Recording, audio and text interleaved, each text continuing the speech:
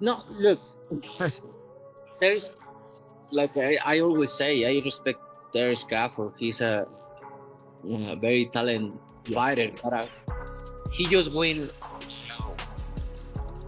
one big fight. If you see his record, he just beat one good fighter like Errol Spence is. But other than that, I don't think he's beating other great fighter like Spence.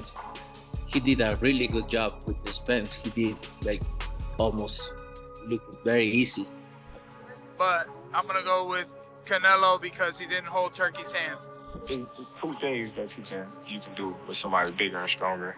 You can either try to push them back, because 9 times out of 10, a strong fighter not used to going back. Canelo Álvarez reacted to Terence Crawford's knockouts by showing respect for his skills. He admits that Crawford did a very good job against Errol Spence, making the victory look surprisingly easy. However, Canelo also points out that Spence is the only major name Crawford has truly beaten, questioning the rest of his record. Looking ahead, Canelo says everyone will see what happens when they meet in the ring, leaving fans eager for answers. Are you tired of people asking you about Terence yet? No, look, there's like I always say, I respect Terence Crawford. He's a very talented fighter, but he just win uh, one big fight. If you see his record, he just beat one good fighter like Errol Spence is. But other than that, I don't think he's beating other great fighter like Spence. He did a really good job with the Spence. He did like almost look very easy but I knew Terence Crawford is a great fighter.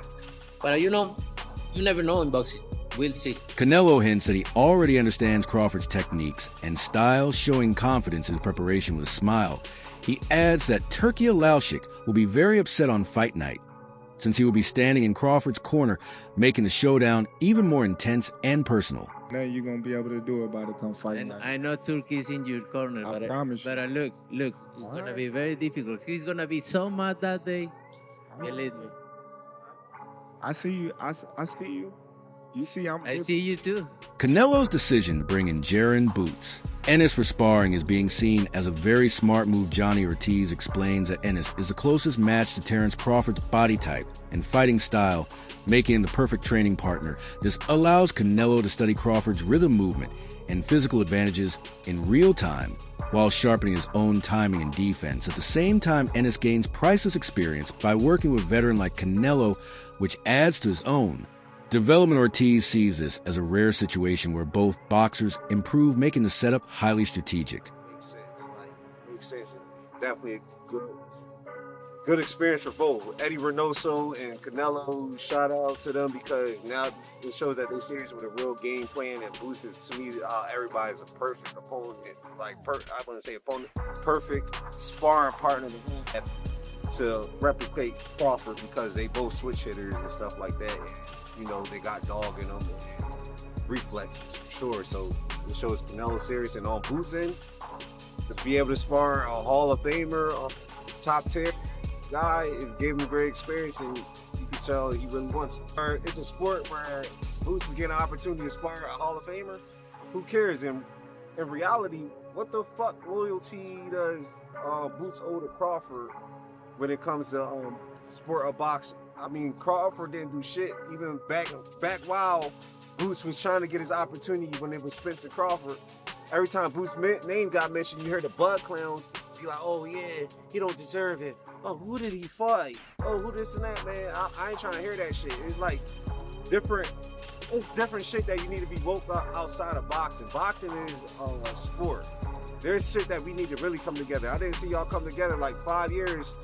Bud Clowns, because it's real fans. The Bud Clowns is bashing PVC. Everything Boots. When you bring up Boots' name, putting him down, I didn't hear like, "Oh yeah, instead of fighting Canelo or fighting this person, he should fight." Jose Benavidez highlights how valuable Canelo Alvarez's decision is in choosing Jaron Boots Ennis as a sparring partner. According to him, Ennis mirrors Crawford in several important ways, including physique movement and style, by having someone with similar attributes in training camp. Canelo can mentally prepare for the type of fighter he will face on Fight Night. Benavidez also argues that Crawford's smaller size compared to Canelo will play a role when they meet in the ring for him training. With a physically strong and stylistically comparable partner, not only boosts Canelo's confidence, but also makes him believe he already has the advantage before the opening bell rings. Give Canelo maybe a little bit more confidence that he is sparring somebody really good. Ennis is a really good fighter, and I think that would be a good motivation, you know, for Canelo Álvarez.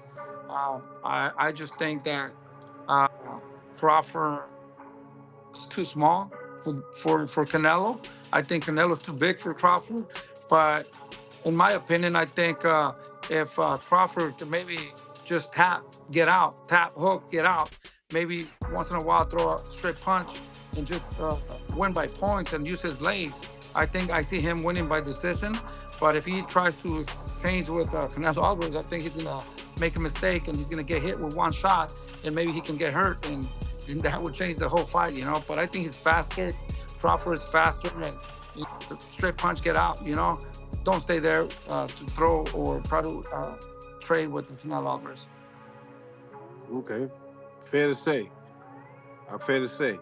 Now, do you feel like when it comes down to the demeanor of making that decision of bringing him in, does it show that he's taking this camp perhaps a little bit more serious than others? I mean, what do you think about just the move per se?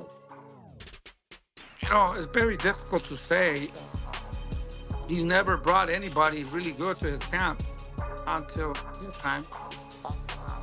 Maybe he's lacking out the confidence, or maybe he just wants to use them to trick the people, or, I mean, it's very awkward and very funny that he brought Ennis to his camp, you know, so, but at the end of the day, they know what they're doing, you know, and we got to respect that, and I think... The global demand for boxing has shifted into a new era where streaming services now set records for live events. The Netflix showdown between Jake Paul and Mike Tyson drew an astonishing 65 million viewers, making it the biggest fight in terms of audience numbers. That event proved the appetite for combat sports is far greater than traditional expectations. Now the upcoming clash between Canelo Álvarez and Terence Crawford carries the weight of potentially surpassing that figure. This is not just about two fighters meeting in the ring. It is about history being made on a global scale. Fans across different continents are waiting to see if this fight can generate even more excitement and engagement in the Jake versus Mike spectacle. Jake Paul, Mike Tyson, which was obviously on Netflix as well, the biggest concurrent view was, I think, 65 million. So at one stage of the time, 65 million people were watching that fight, which is crazy, hence why it broke servers. I do wonder what this does. I think it does around 10 to 15, which is still an incredible number. The problem with these two, and I was saying this morning actually to Gareth A. Davis, but there's no antagonizer here, is there? No one is willing to play the role of the bad guy, the heel, the bully, and you almost need that a little bit. Jake Paul was actually quite smart in the way in which he promoted the Tyson. Obviously, look, it's Mike Tyson, but it was promoted so well where Jake was willing to be the guy that, I'm going to fuck up the greatest fighter of all time. You know, he was willing to kind of say all those things and play that role. So people almost tuned in to see him get chinned as well. Neither of these guys are playing that role. Neither of these guys, I don't think, have crossed over massively to non-boxing fans.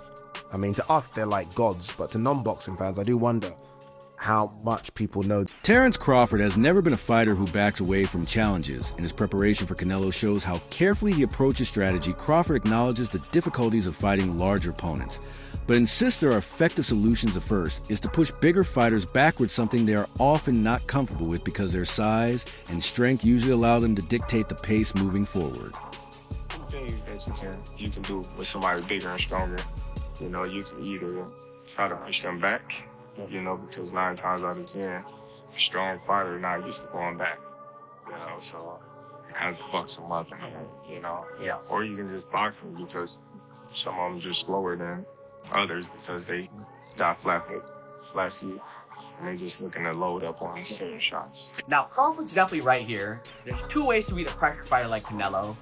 either you put the pressure back on him, which is where guys like Triple G and Bivol had success, or you use your skills and footwork on the outside, which is how Floyd Mayweather won. Now, Crawford, he can't use the pressure approach. He's not physically dominant as guys like Golovkin or Bivol. You know, Bud is a welterweight, junior middleweight jumping up. He doesn't have the size to push Canelo back. Now, the outside boxing approach, that is definitely Crawford's best chance against Canelo.